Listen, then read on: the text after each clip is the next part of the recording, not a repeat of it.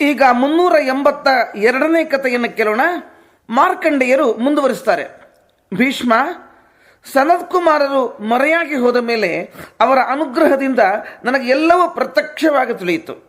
ಭರದ್ವಾಜರ 7 ಜನ ಮಕ್ಕಳು ಮಾನಸ ಸರೋವರದ ತೀರದಲ್ಲಿ ಯೋಗಭ್ರಷ್ಟರಾದರು ಅವರು. ತರುವಾಯ ಅನಂತರ ಹಾಗೆಯೇ ಮೃತರಾಗಿ ಸ್ವರ್ಗಲೋಕಕ್ಕೆ ಹೋದರು. ಕೆಲವು ಕಾಲ ಅಲ್ಲಿದ್ದು ಆಮೇಲೆ ಭೂಮಿಯಲ್ಲಿ ಕುರುಕ್ಷೇತ್ರದಲ್ಲಿ ಕೌಶಿಕರ ಮಕ್ಕಳಾಗಿ ಹುಟ್ಟಿದರು. ಕೌಶಿಕರಿಗೆ ಅಂದರೆ ವಿಶ್ವಾಮಿತ್ರ ಋಷಿಗಳಿಗೆ 100 ಜನ ಮಕ್ಕಳು. ವಿಶ್ವಾಮಿತ್ರರು ತನ್ನ ಮಕ್ಕಳೊಡನೆ ಶುನಶ್ಯಪರನ್ನ ಜ್ಯೇಷ್ಠನನ್ನಾಗಿ ಸ್ವೀಕರಿಸಬೇಕು ಅಂತ ಹೇಳಿದರು. ಆದರೆ 50 ಜನ ಒಪ್ಪಲಿಲ್ಲ. ಅವರಿಗೆ ನೀವು ಅಂತ್ಯಜರಾಗಿ ಹೋಗ್ರಿ, ಚಂಡಾಲರಾಗ್ರಿ ಅಂತ ಶಾಪ ಕೊಟ್ಟುಬಿಡ್ತಾರೆ. ಉಳಿದ 50 ಜನ ಅಂಗೀಕರಿಸಿದರು. ಅವರಿಗೆ ವಿಶ್ವಾಮಿತ್ರ ಋಷಿಗಳು ಅನುಗ್ರಹ ಮಾಡಿದರು. ವಿಶ್ವಾಮಿತ್ರರಿಂದ ಶಾಪಗ್ರಸ್ತರಾದ 50 ಜನರಲ್ಲಿ ಈ 7 ಜನರು ಕೂಡ ಸೇರಿದ್ದಾರೆ. ಇವರ ಹೆಸರು ವಾಗ್ದುಷ್ಟ, ಕ್ರೋಧನ, ಹಿಂಸ್ರ, ಪಿಶುನ, ಕವಿ, ಖಸ್ರುಮ, ಪಿತೃವರ್ತಿ ಎಂಬುದಾಗಿ ಇದೆ. ತಂದೆ ತಮಗೆ ಶಾಪ ಕೊಟ್ಟು ಉದಾಸೀನರಾಗಿ ಹೋದ ಮೇಲೆ ಗಾರ್ಗ್ಯ ಋಷಿಗಳ ಮನೆಗೆ ಹೋಗಿ ಗುರುಕುಲ ವಾಸ ಮಾಡಿದರು. ಬ್ರಹ್ಮಚರ್ಯ ವ್ರತವನ್ನು ಮಾಡಿದ್ದಾರೆ. ಗುರುಗಳ ಸೇವೆಯನ್ನು ಮಾಡುತ್ತಿದ್ದರು. ಒಂದು ದಿನ ಗುರುಗಳ ಆಜ್ಞೆಯಿಂದ ದನವನ್ನು ಕರುವನ್ನು ಮೇಯಿಸಲಿಕ್ಕೆ ಕರೆದುಕೊಂಡು ಹೋದರು.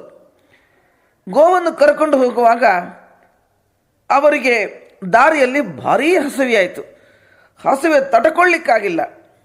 ಬೇರೆ ಏನು ಸಿಗ್ತಾ ಇಲ್ಲ, ಹಣ್ಣು ಹಂಪಲು ಯಾವುದೂ ಸಿಗ್ತಾ ಇಲ್ಲ.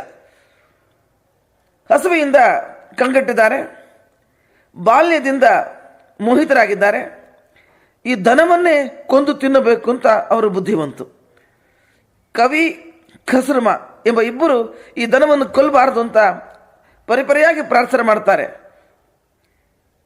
ಆದರೆ ಅವರಿಬ್ಬರಿಂದ ಇತರರ ಅಭಿಪ್ರಾಯವನ್ನು ತಪ್ಪಿಸಲಿಕ್ಕೆ ಸಾಧ್ಯವಾಗಿಲ್ಲ. ಪಿತೃವರ್ತಿ ಎನ್ನುವ ನಿತ್ಯವೂ ಪಿತೃಗಳಿಗೆ ಶ್ರಾದ್ದವನ್ನು ಮಾಡುವ ಸ್ವಭಾವವುಳ್ಳವ. ಧರ್ಮಠನಾದ ಅವ ಹೇಳ್ತಾನೆ, ಈ ದನವನ್ನು ಅವಶ್ಯ ತಿನ್ನಲೇಬೇಕೆಂದರೆ ಪಿತೃಗಳ ಪೂಜೆಗಿಂತ ಅದನ್ನು ಕೊಲ್ಲಿರಿ. ಪಿತೃಗಳ ಪೂಜೆ ಮಾಡಿ, ಪಿತೃ ಕಾರ್ಯ ಮಾಡಿ ಅದರ ಪ್ರಸಾದವಾಗಿ ತಗೊಳ್ಳೋಣ. ಇದರಿಂದ ದನಕ್ಕೂ ಸ್ವರ್ಗವಾಗುತ್ತೆ, ಪಿತೃಗಳ ಪೂಜೆಯಿಂದ ನಮಗೂ ಪುಣ್ಯ ಸಿಗುತ್ತೆ ಅಂತ ಹೇಳ್ದ. ಹಾಗೆ ಆಗಲಿ ಅಂತ ಹೇಳಿದರು. ಆ ಗೋವನ್ನು ಪ್ರೋಕ್ಷಣ ಮಾಡಿದರು. ಪಿತೃಗಳಿಗೆ ಸಮರ್ಪಣೆ ಮಾಡಿದರು. ತಾವು ಸ್ವೀಕರಿಸಿದರು. ಗುರುಗಳ ಬಳಿಗೆ ಹೋಗಿ ದನವನ್ನು ಹುಲಿ ತಿಂದುಬಿಡ್ತು ಗುರುಗಳೇ, ಈ ಕರು ಮಾತ್ರ ಉಳ್ಕೊಂಡಿದೆ, ನಾವು ಬದುಕಿದ್ದೇ ಜಾಸ್ತಿ ಇಟ್ಟು ಹೇಳಿ ಅವ್ರನ್ನ ನಂಬಿಸಿದರು. ಆ ಕರುವನ್ನು ಮಾತ್ರ ಅವರಿಗೆ ಕೊಟ್ಟರು. ಗಾರ್ಗ್ಯರು ಸತ್ಯ ಅಂತಲೇ ನಂಬಿದರು. ಈ ರೀತಿ ಇವರು ಮಾಡಿದ್ದಕ್ಕೆ ಭಾರೀ ಇದರ ಒಂದು ಪರಿಣಾಮವನ್ನು ಹೊಂದಬೇಕಾಯಿತು. ಅದೇನು ಪರಿಣಾಮ ಹೊಂದಿದರು ಎಂಬುದನ್ನು ಮುಂದಿನ ಕಥೆಯಲ್ಲಿ ನೋಡೋಣ.